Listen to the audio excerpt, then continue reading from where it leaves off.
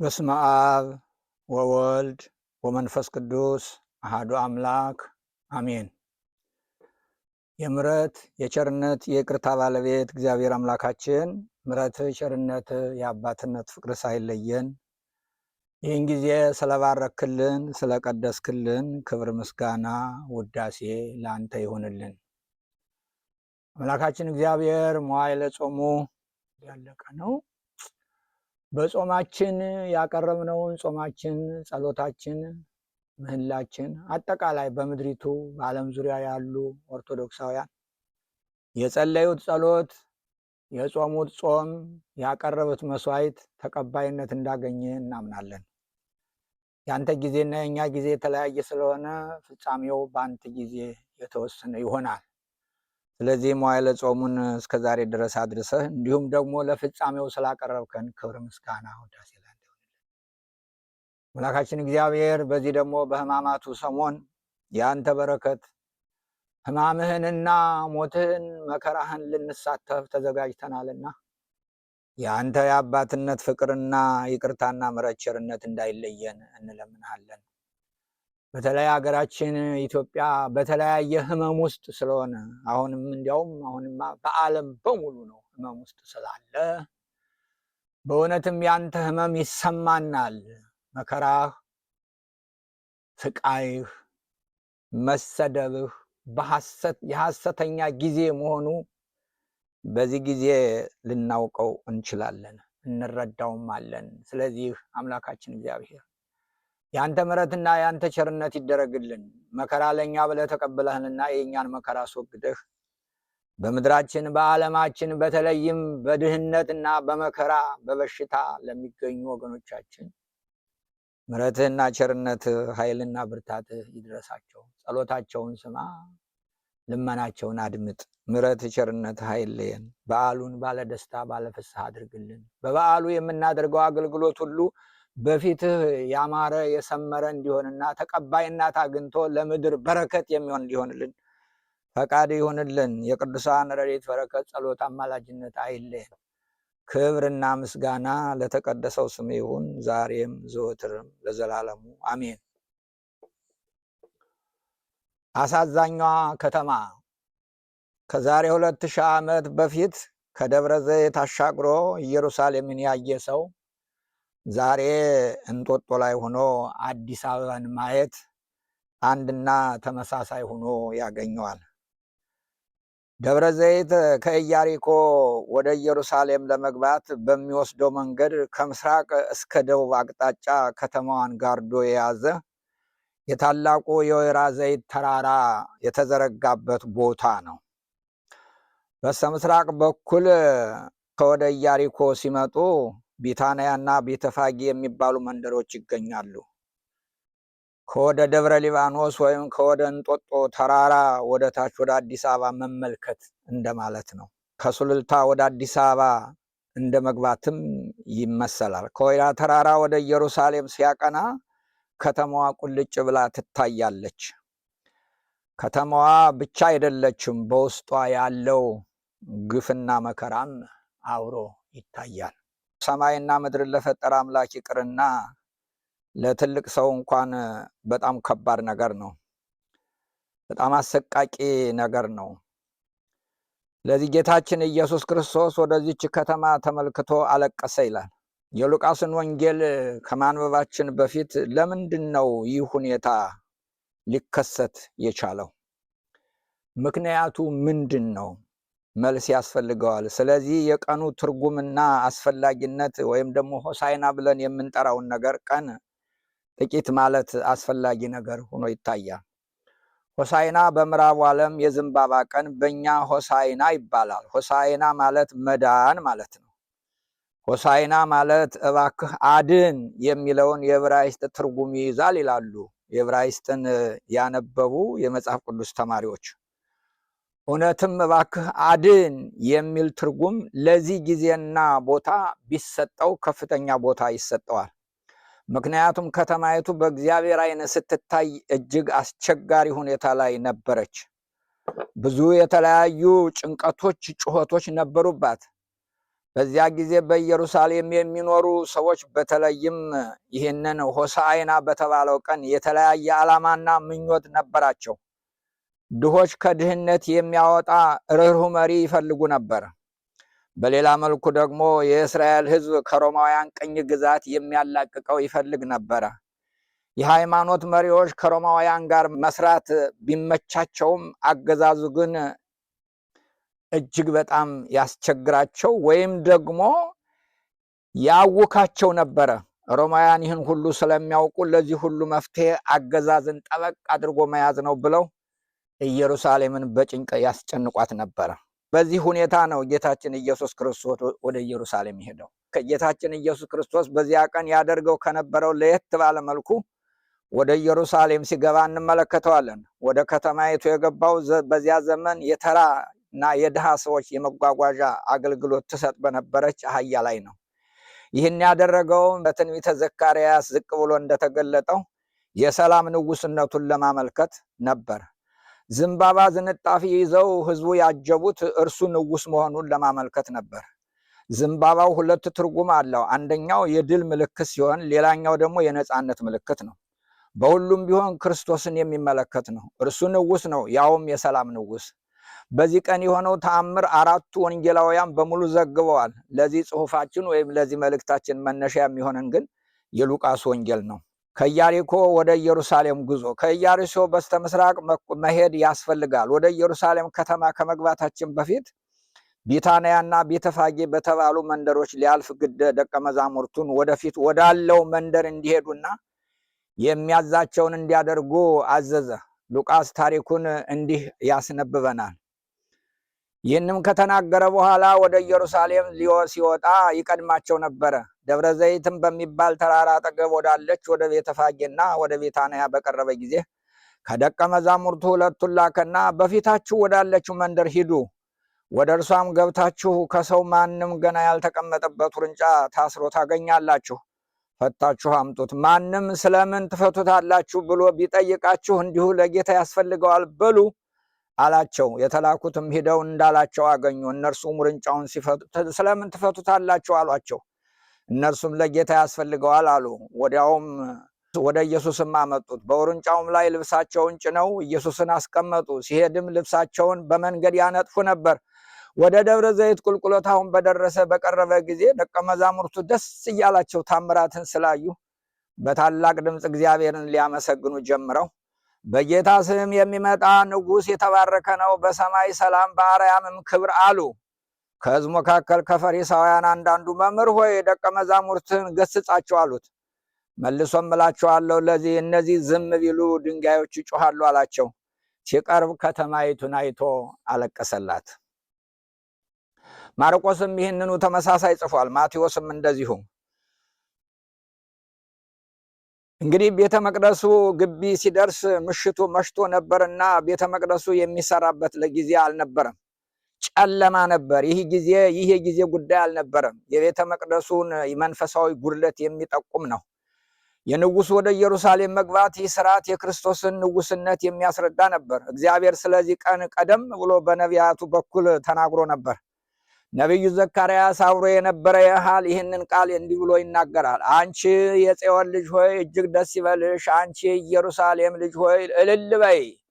እነሆ ንጉሥሽ ጻድቅና አዳኝ ትሑትም ሆኖ በአህያይቱ ግልገልም በውርንጫይቱ ተቀምጦ ወደ አንቺ ይመጣል። ሰረገላውን ከኤፍሬም ፈረሱንም ከኢየሩሳሌም አጠፋለሁ። የሰልፍ ቀስት ይሰበራል፣ ለሕዝብም ሰላምን ይናገራል። ግዛቱም ከባህር እስከ ወንዙም ዳርቻ ድረስ ይሆናል። ዘካርያስ 9። ይህ ከ400 ዓመት ቀደም ብሎ የተነገረ ትንቢት አሁን በኢየሩሳሌም አካባቢ እየተፈጸመ ነው።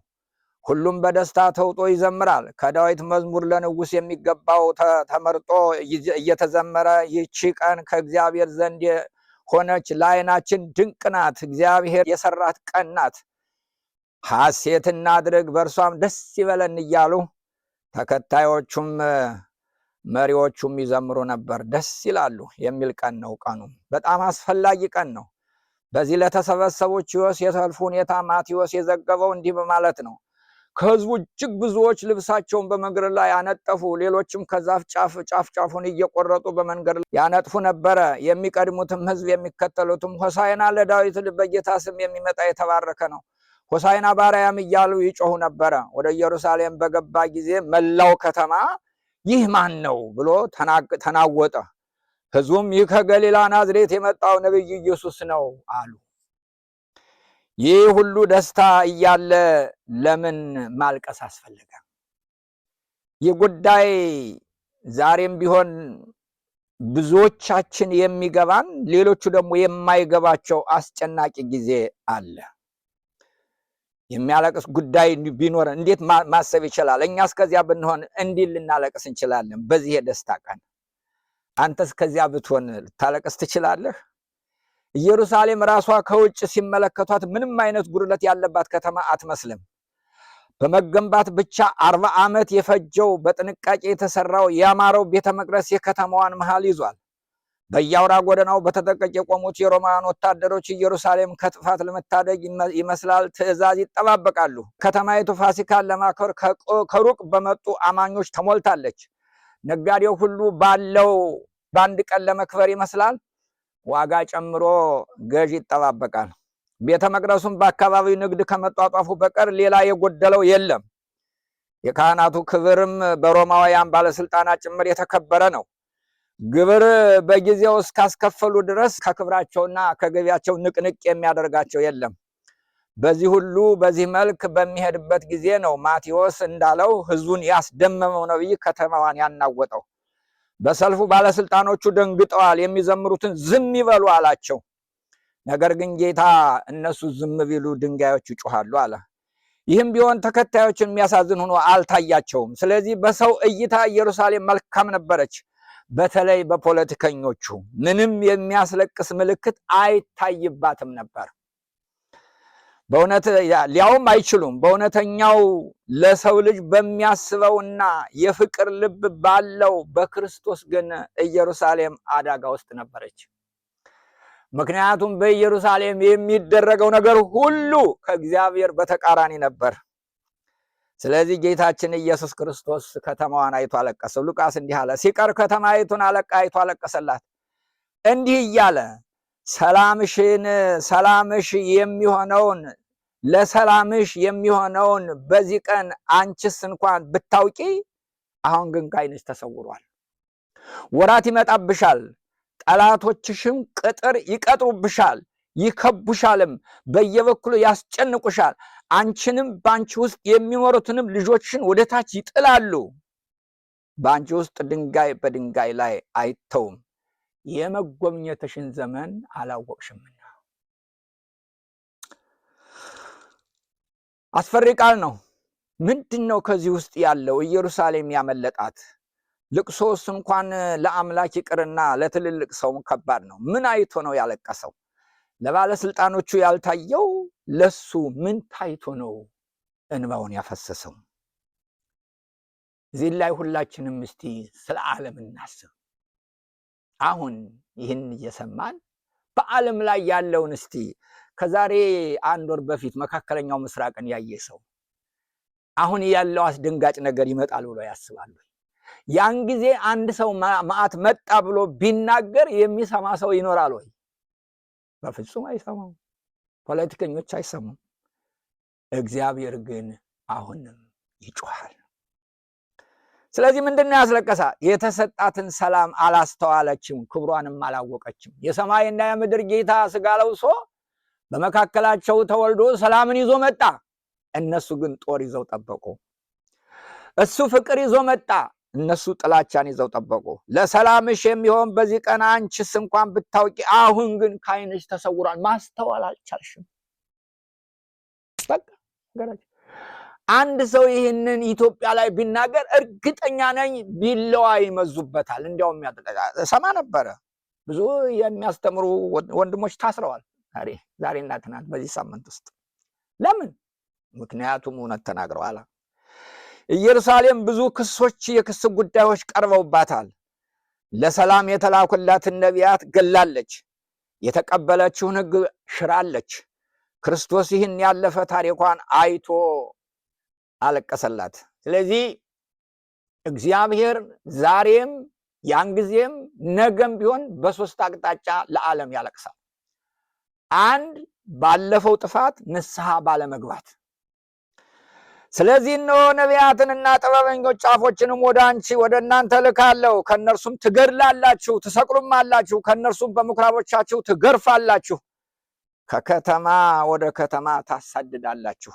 ከጻድቁ ከአቤል ደም ጀምሮ በቤተ መቅደስና በመሰዊያው መካከል እስከ ገደላችሁት እስከ በራኪው ልጅ እስከ ዘካርያስ ደም ድረስ በምድር ላይ የፈሰሰው የጻድቅ ደም ይደርስባችሁ ዘንድ እውነት እላችኋለሁ ይህ ሁሉ በዚህ ትውልድ ይደርሳል። ኢየሩሳሌም ኢየሩሳሌም ነቢያትን የምትገድል ወደ እርሷ የተላኩትን የምትወግር ዶሮ ጫጩቶቿን ከክንፎቿ በታች እንደምትሰበስብ ልጆችሽን እሰበስብ ዘንድ ስንት ጊዜ ወደድኩ፣ አልወደዳችሁም። እነሆ ቤታችሁ የተፈታ ሆኖላችኋልና በጌታ ስም የሚመጣ የተባረከ ነው እስክትሉ ድረስ ከእንግዲህ ወዲህ አታዩኝም። ማቴዎስ ነው የጠቀሰው። ይህንን ዛሬ ለኢትዮጵያም ይናገራል። ላለፉት 50-60 ዓመታት የፈሰሰው ደም በሙሉ ይጮሃል። ነገር ግን እግዚአብሔር ኢትዮጵያን አሁንም እጁን ዘርግቶ ኑ ወደኔ እያለ ይጠራል። ነገር ግን ይሄ ለመሪዎቻችን ፖለቲካ ነው፣ ለሁላችንም የሚገባን አይደለም። አንዳንድ ጊዜ ምናልባት የኛ ቃል ከእግዚአብሔር ቃል ጋር አልስማማ ብሎ የቤተ ክርስቲያን የቃል ጉልበት አጣች ብዬ ጠይቃለሁ። ነገር ግን ክርስቶስ ያላጣው የቃል ጉልበት ያለወጠው የቃል ጉልበት እንዴት የኛን ሰው ሊለውጥ ይችላል? ጌታችን ኢየሱስ ክርስቶስ ንጹሕ ቃል እውነት ቃል ተናገረ። ነገር ግን ያንን እውነት ቃል በመግፋት ከመግደል ውጭ ሌላ አማራጭ ይዘው አልቀረቡም እስራኤላውያን። በዚህም ምክንያት መጪው ጊዜ እጅግ ክፉ ነበር። ክርስቶስ ባለፈው በኢየሩሳሌም ታሪክ አለቀሰ። ኢየሩሳሌም እነ ኢሳይያስን በመጋዝ ሰንጥቃ እነ ኤርምያስን ከሽንት ቤቱ ጉድጓድ ጥላ እውነተኛ ነኝ ብላለች። ክርስቶስ ይህን አየ። በኢየሩሳሌም ባለስልጣኖች ግን ይሄ አያዩትም። ኢየሩሳሌም ያሉት ሊቃነ ካህናቱ አያዩትም። ይህንን እነሱ ከዚህ አካባቢ ስላለው ስለ ቤተ መቅደሱ አገልግሎትና ምናምን ለዚያ ነገር ይጨነቃሉ። አምልኮትና የአምልኮት ቦታው የጦፈ ንግድና የንግድ ቦታ ሆኖ ነበር። ለኢየሩሳሌም ሃይማኖት መሪዎች ቤተ መቅደሱ የጥቁር ገበያ ማዕከል ማድረግ ችግር የለውም። ዋናው ነገር ከሮማውያን ታክስ ማምለጡ ላይ ነው። ስለሆነም ክርስቶስ ወደ ቤተ መቅደስ በገባበት ጊዜ ቤተ መቅደሱን ሆኖ ያገኘው እንዲህ ነው። ወደ መቅደስ ገብቶ በእርሱ የሚሸጡትን፣ የሚገዙትን፣ የሚለውጡትን አገኘ። ገንዘብ ለዋጮችን ሁሉ አገኘ። እሱንም ገለባበጥ። ነገር ግን ንስሐ በመግባት ፈንታ ይህን ስልጣን ማን ሰጠህ አሉት።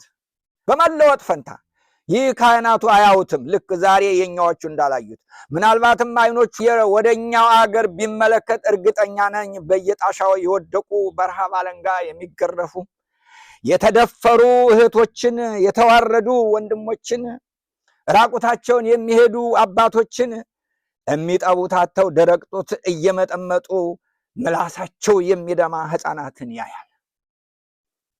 የኛ መሪዎች ግን አያዩትም። ይህንን ቤተ ክርስቲያንም ጭምር ረሃብ ለመከላከል ትችል ዘንድ የሚቸራትን ሰው የምትለምን እናት ወይም እህት ወይም ወንድም ወይም አባት በዚያ በአስፋልቱ ሲንገላታ ታገኛለህ። ለኛ መሪዎች ያማረች ከተማ ነው የሚታያቸው። ስለዚህ ይህንን ያላዩ መሪዎች ያን ጊዜ ኢየሩሳሌም ይህንን አላየችም። ያን ጊዜ ኢየሩሳሌም ከዚህ ይልቅ የነሱን እውነት ያጋለጠውን ለመግደል ተስማሙ። ጌታችን ኢየሱስ ክርስቶስ ግን አሁንም ተናገረ። በጠላት ተከባ ትሰቃያለች። የመሪዎች ልብ ደንዳንነት መጨረሻው ይሄ ነው። ምንም ማምለጥ አይቻልም። እኔ እዚህ ውስጥ አገር መጥቀስ አልፈልግም። ነገር ግን እያንዳንዳችሁ ታያላችሁ። የዛሬ ወር የነበሩ አገሮች ዛሬ ኦልሞስት ድምጥ ማጣቸው ጠፍቷል። ያን ጊዜ ቢናገር አንድ ሰው እርግጠኛ ነኝ ፖለቲካ ነው ብለው እንትን ይሉታል። እንዲያውም ይሰቅላሉ።